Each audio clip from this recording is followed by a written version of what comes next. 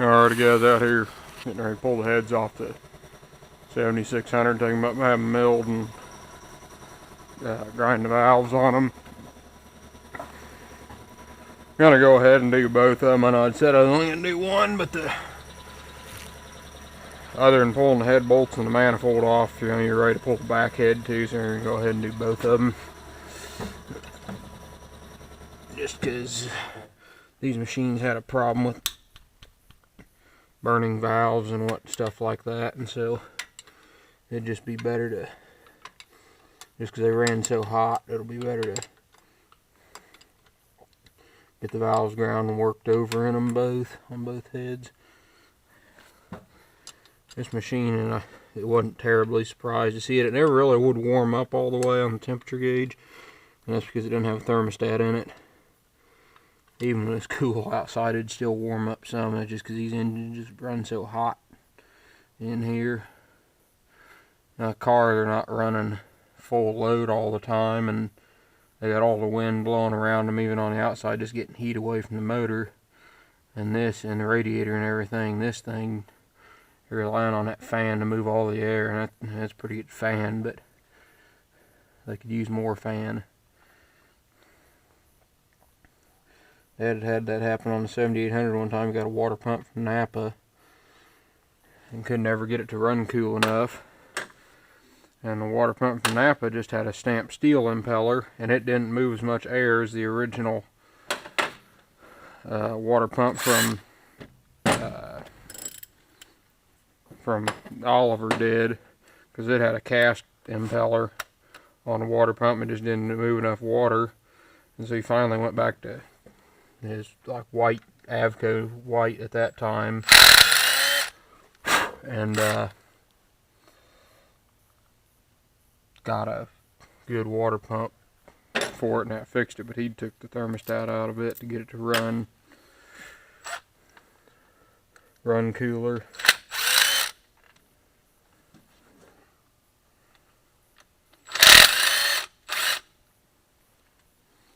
1/2 12 bolts in this intake manifold. This is the first time I ever pulled an intake manifold off a V8 before, so see how it is here. I guess those are all the same length, and they are not. Here goes that one.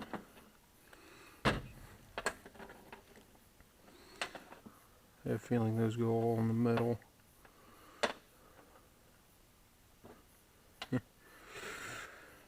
Okay, there's 3 long. Let's see how they come apart on this other side.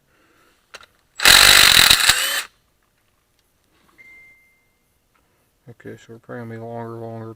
Probably need, that's a longer one. Come on. That's a longer one.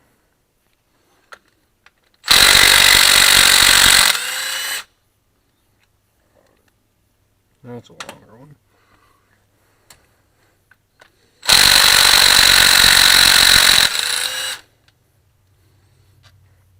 That's a longer one also. Okay, so one of them got, yeah, that one's been replaced before, it looks like.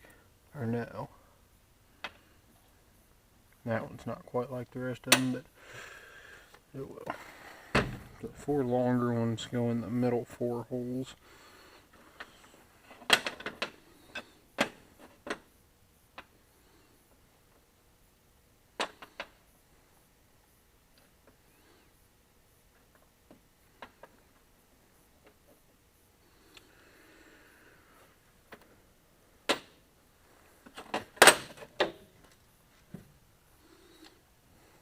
And one of the bolts twist off on the exhaust. It actually runs into a water port, so it's probably rusted from the inside and the outside, so it wasn't too surprising. But since the heads are coming off, it won't be hard to get it and drill it out.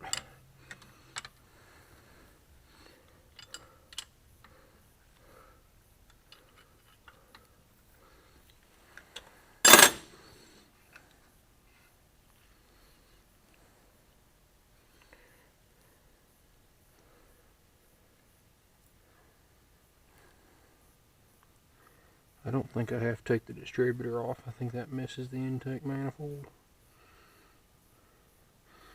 Carburetor's gonna get overhauled because I already did that once. I left my gas can sitting up on top and the needle valve leaked gas down and filled the engine full of gas, or put about a gallon of gas in the 5 quarts of oil.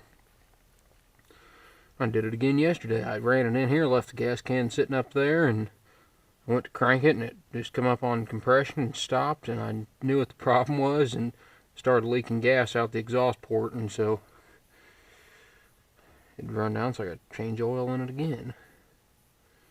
Luckily each time I've caught it before I've started it, so I haven't had to change the filter, but great, another.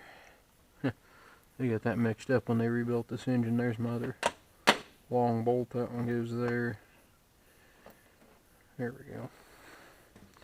Now,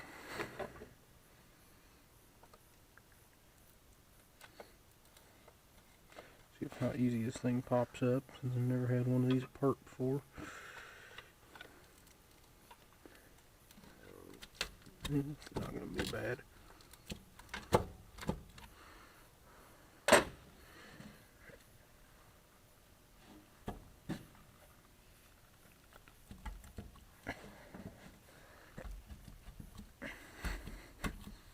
Maybe.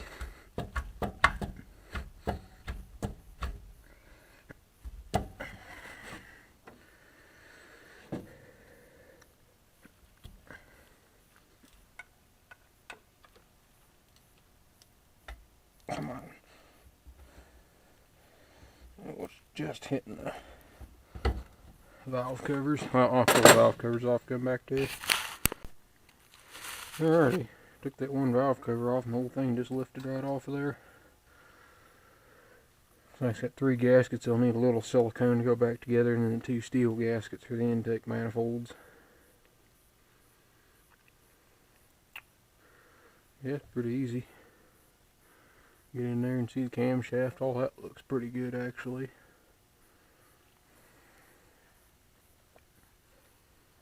It's not bad. They just see so much heat. They labeled these things as an industrial engine, which is fine, but there's engines that are made for industrial stuff, you know, where they got big radiators and everything and aren't running necessarily in the dust, and they just don't have the full stress on them like a engine on a farm does in a combine or tractor. You know, they just don't run they might run long hours, but it's pretty much a consistent load. And a consistent load, you know, once you can get an engine, you know, set and they just run at a constant load like on a generator or something, you know, that's, you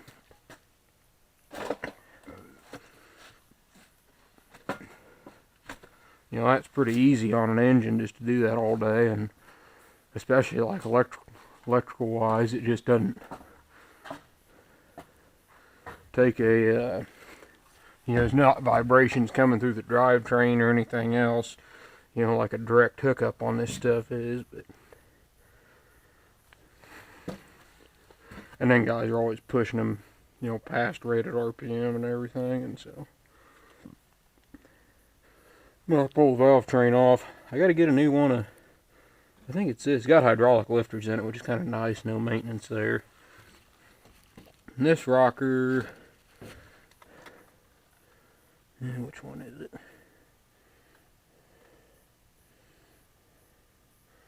One of these I've pulled off. See, one of them is ground off because the top of the valve, it's just, yeah, it's this one, because there's a shim washer in here for some reason. I can't figure out why. But that rocker arm's ground a little bit, and so I gotta get a new rocker arm. So obviously it'll get a new valve and possibly new valve springs. So,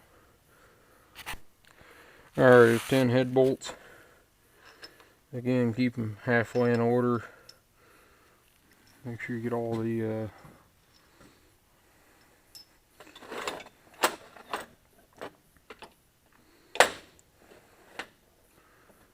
obviously these are pretty obvious here on the long and the short. What goes where? except there is a shorter one. Well, that's weird. There's one longer one on here, which they made the casting longer. But I don't know why. But anyway, looks like they had to narrow it up to get around the exhaust port there. But they, but I don't know why they didn't do it, or the intake port, but I don't know why they didn't do it there. They didn't ask me, and they were making it, so. They never really asked my opinion. I've always got an opinion on that, on why they should or shouldn't have done something, but they never seem to ask me. Oh well. That's a joke, by the way. These little heads ain't bad. These are little heads. If taking it off an 8.3 Cummins or something, be a little different story up in here. With 32.8s, those are kind of a big V8 head. Come on, pop, please.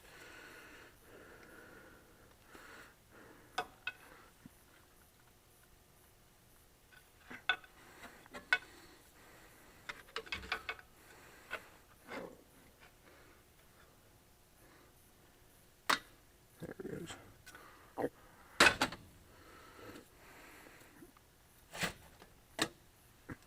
There's the pistons. That's the one that was having trouble. It doesn't look like it's been firing at all. This one had real low compression. I'll get down here on the ground and inspect it a little better. Yeah, these heads ain't bad at all. Things don't weigh 65 or so pounds.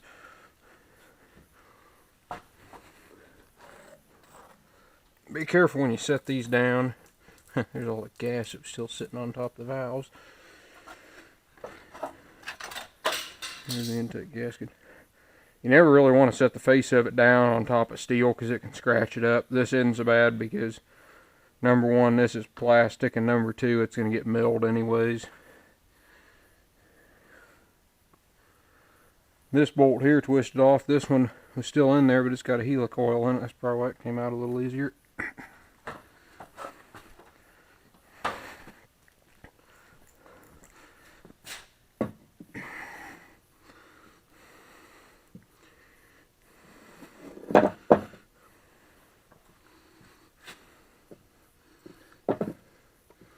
Let me just set this on my toolbox. A little better lighting to look at it.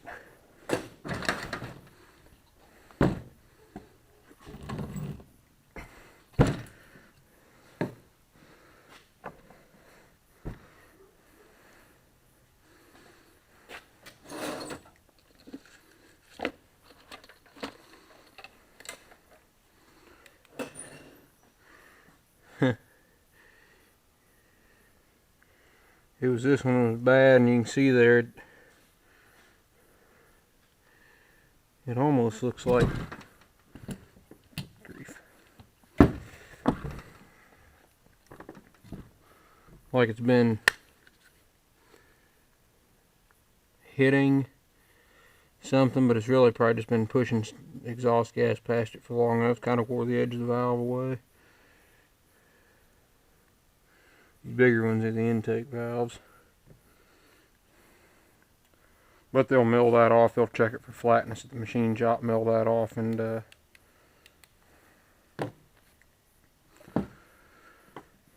get it perfectly flat again. More lack of planning here. I pulled this off.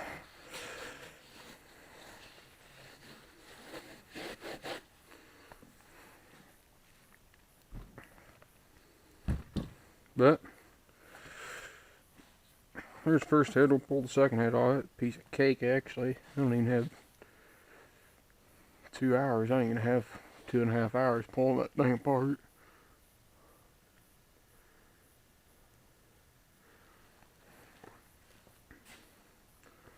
But you can see here, I don't know what happened, but that valve, that keeper's up higher.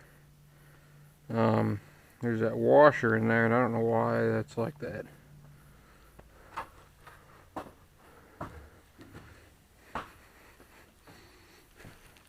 $318 cubic inch right there.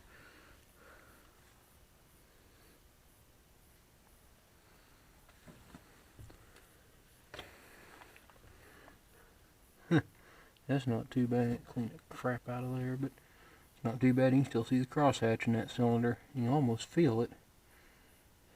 A little bit of an air wear edge there. But I don't think this thing, because the guy who I bought it off of only used it to cut beans, and he overhauled the engine in '94. I found in the parts book. He'd ordered a new set of manifolds for it and said March of '94. And he quit using it in '04. So it was run 10 years. And I think he only farmed about 400 acres. And this thing only ran over about 200 acres a year. So I don't think doesn't have a ton of hours on it, you know, on this overhaul. And obviously you can see that because it's still got the crosshatch and the cylinder wall. It's not even really glazed over, so it'd be great. It ought to run with plenty of power and everything once it gets going again.